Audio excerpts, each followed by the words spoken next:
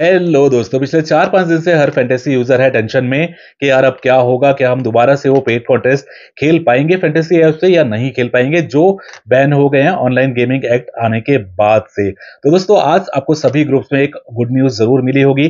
कोई भी ग्रुप आप फॉलो करते हैं, आपको सभी जगह से पता लगा होगा कि भाई मंडे ऑनवर्ड्स जो गेमिंग एप्स हैं उनके सभी के लीगल फर्म्स जो हैं वो जाने वाली हैं कोर्ट काउंटर लेने इस बैन के खिलाफ या इस कानून को कह सकते हैं रोकने के लिए। तो इस वीडियो में हम बात करेंगे भाई जो 3 मेन रीजन बताए हैं गवर्नमेंट ऑफ इंडिया ने इस बैन को लेकर, कैसे उनको काउंटर कर सकती है हमारी लॉ फर्म। और इसके अलावा कुछ ऐसे पॉइंट भी आपको दूंगा जिसको सुनकर आपको भी लगेगा कि फैंटेसी डेफिनेटली वापस आ सकती है इंडिया में। तो चलिए वीडियो को शुरू करते हैं। तो दोस्तों, गवर्नमेंट ऑफ इंडिया ने 3 रीजन तो दिए हैं, जिसमें एडिक्शन फर्स्ट है, सेकंड है टेरर फंडिंग और थर्ड जो है वो है WHO का एक टिप्पणी जो उन्होंने की थी गेम्स को लेके।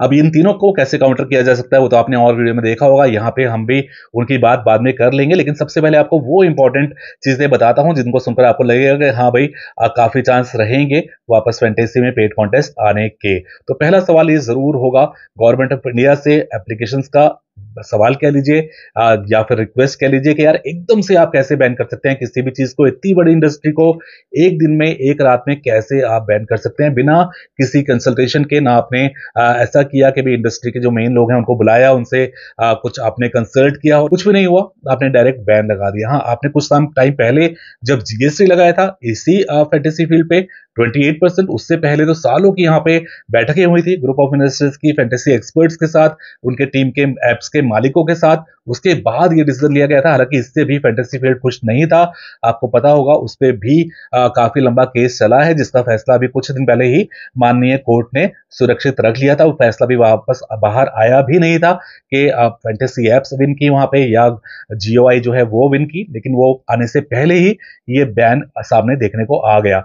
तो सबसे पहला रीजन जो देंगी, जो काउंटर करेंगी फैंटेसी एप्स की लीगल टीम, वो मुझे लगता है यही होगा कि ऑल ओवर सडन रातों रात आप एक इतनी बड़ी इंडस्ट्री जिसमें लाखों एम्प्लॉयज हैं, जहां पे करोड़ों की जहां पे इन्वेस्टमेंट है, ना सिर्फ इंडियन बिजनेसमैन की है बल्कि एफडीआई भी है, फॉरेन इन्वेस्टमेंट भी है, आप उस इंडस्ट्री को रातों रात कैसे बैन कर सकते हैं? कैसे जो चीज एक रात पहले तक लीगल थी, टैक्स पेइंग थी, वो एक ही रात में कैसे एकदम से इलीगल और बैन हो सकती है? दोस्तों, दूसरा रीजन जो काउंटर करेंगी एप्स, मुझे लगता है वो सबसे बड़ा होगा कि भाई कुछ दिन पहले तक आप एक चीज लेकर चलते थे, चाहे वो कोड्स हो चाहे जीओआई हो, कि गेम ऑफ स्किल्स और गेम ऑफ चांस दो अलग अलग चीजें हैं। गेम ऑफ चांस जिनके अंडर में आता था बैटिंग वगैरह, वो बैन था हमेशा से, उसको कभी रेगुलेट नहीं किया गया। लेकिन फैंटेसी गेम्स को आपने हमेशा गेम ऑफ स्किल माना और इसीलिए उसको आपने टैक्सेबल भी किया था।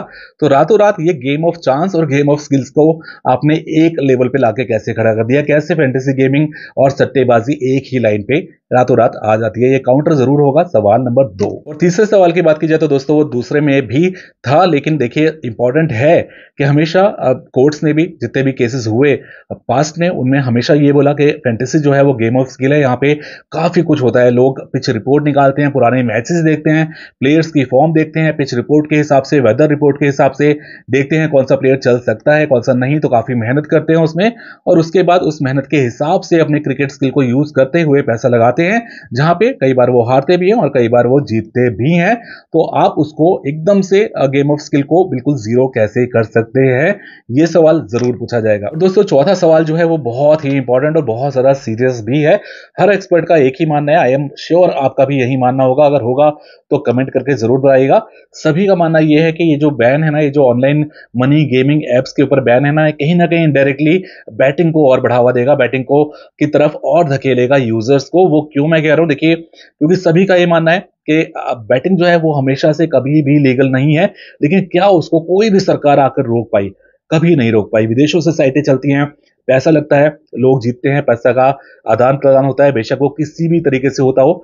लेकिन अगर बात की जाए फैंटेसी की, तो फैंटेसी में आप आधार कार्ड जमा करते थे, पैन कार्ड जमा करते थे, बैंक से ट्रांजेक्शन होता था, तो वहां पे टेरर फंडिंग की या किसी तरह की कोई गुंजाइश थी ही कहां?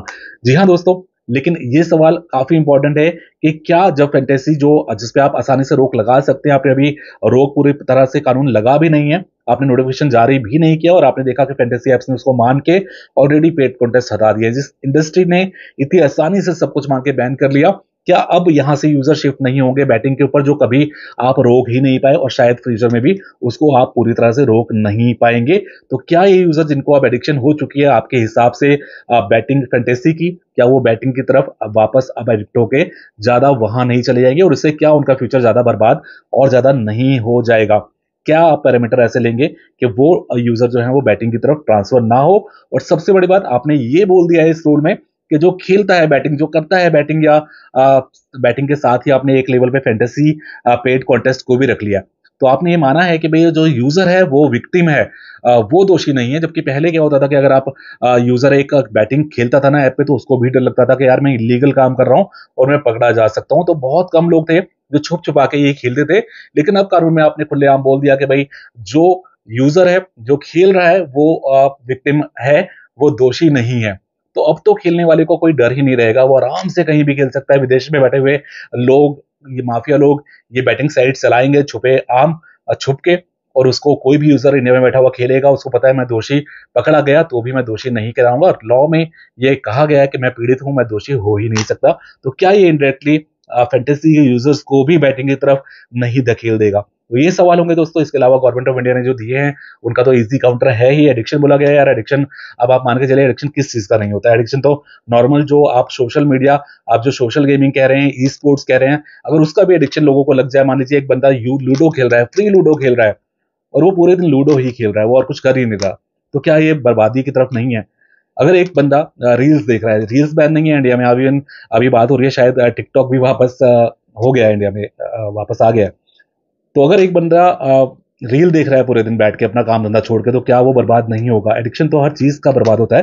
तो एडिक्शन वाला बात चीज तो मेरे को लगता है काफी आसानी से काउंटर हो जाएगी। और अगर गवर्नमेंट ऑफ इंडिया का मेरा मेरा मानना है तो ये है कि यार एक्चुअल में सीरियस इस चीज को लिया है कि एडिक्शन होती है, तो आप उसको कम कर सकते थे। आप गेम प्ले को रेस्ट्रिक्ट कर सकते थे, आप उसके ऊपर हार्ड कंडीशंस लगा सकते थे कि भाई आप फैंटेसी कितने साल से कितने साल के लोग खेल सकते हैं। उसके अलावा जो खेलेंगे उनका पैन कार्ड से स्टेटस चेक हो सकता था कि वो अर्निंग है या नहीं है।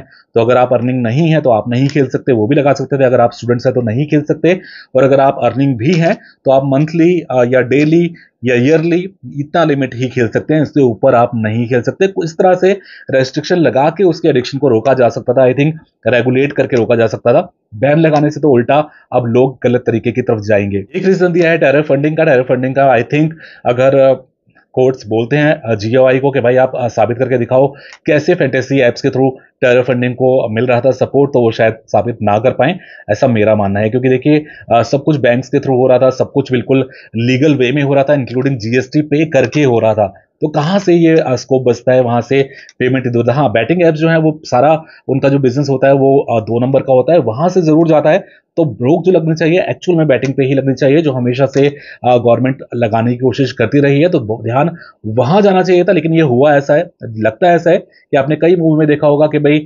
प्रेशर पड़ा पुलिस के ऊपर कि भाई चोर को पकड़ना है, बहुत दिन हो गए आप पकड़ नहीं पा रहे मेन चोर को, तो वो क्या करते हैं उसके बदले एक छोटे मोटे चोर को पकड़ के अंदर डाल देते हैं और मीडिया के सामने बोल देते हैं कि हमने बड़ा चोर पकड़ लिया, जबकि बड़ा चोर जो होता है वो बाहर घूम रहा होता है। तो शायद ये इसी तरह से होगा कि फैंटेसी एप्स जो है जो लीगल वे में चल रही थी वो हो जाएंगी बैन, और जो एक्चुअल में कल्प्रिट है वो बैटिंग साइट्स आज भी और कल भी शायद चलते रहे। और दोस्तों अगर आप एक ऐसा तरीका जानना चाहते हैं जिसमें अगर ये बैन नहीं भी हटता है तो फैंटेसी एप्स फिर भी चलते रहें, आप खेलते रहें और आप जीतते भी रहें, और बिल्कुल लीगल वे में, आपको बताया इलीगल वे का कोई भी तरीका, कोई भी चीज हमारे चैनल पे या हमारे ग्रुप पे आपको आज तक एडवाइस नहीं की गई है। तो यहाँ पे आपको बता सकता हूँ एक ऐसा तरीका जिससे फैंटेसी एप्स आगे चलती भी रहेंगी, लीगली आप उस पर खेल भी पाएंगे और जीत भी पाएंगे। अगर आप जानना चाहते हैं तो कमेंट करके बताइएगा। अगर इस वीडियो को सपोर्ट करेंगे, शेयर करेंगे, फीडबैक अच्छा आएगा तो जरूर मैं वो वीडियो भी बनाऊंगा। चलिए फिर मिलते हैं नए वीडियो में, तब तक के लिए जय हिंद।